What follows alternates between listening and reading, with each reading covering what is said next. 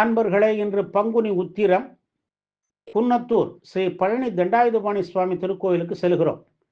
இத்திருக்கோவில் கோவை சத்தியமங்கலம் சாலையில் 21 கிலோமீட்டர் தொலைவில் உள்ளது.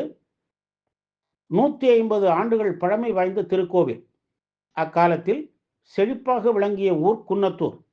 இந்த கிராமத்தினர் சஷ்டி, கிருத்திகை, பங்குனி உத்திரம் போன்ற நாட்களில் பழனிக்கு சென்று முருகனை தரிசித்து வருவதை வழக்கமாக கொண்டிருந்தனர். தைப்பூச விழாவிற்கு பாத யாத்திரை செல்வதும் வழக்கம்.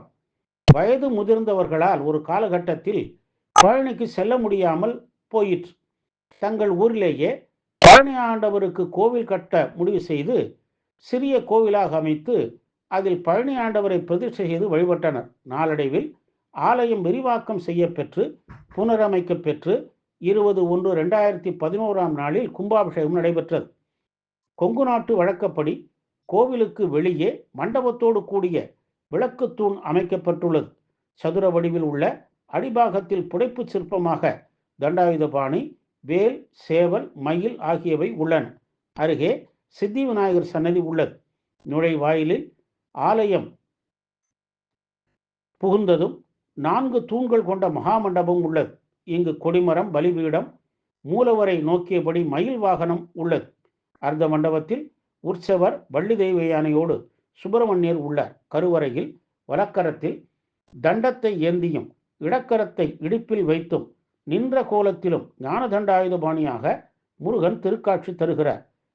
சந்தன காப்பிலும் விழா காப்பிலும் விபூதி காப்பிலும் இவரை காண கண் கோடி வேண்டும்.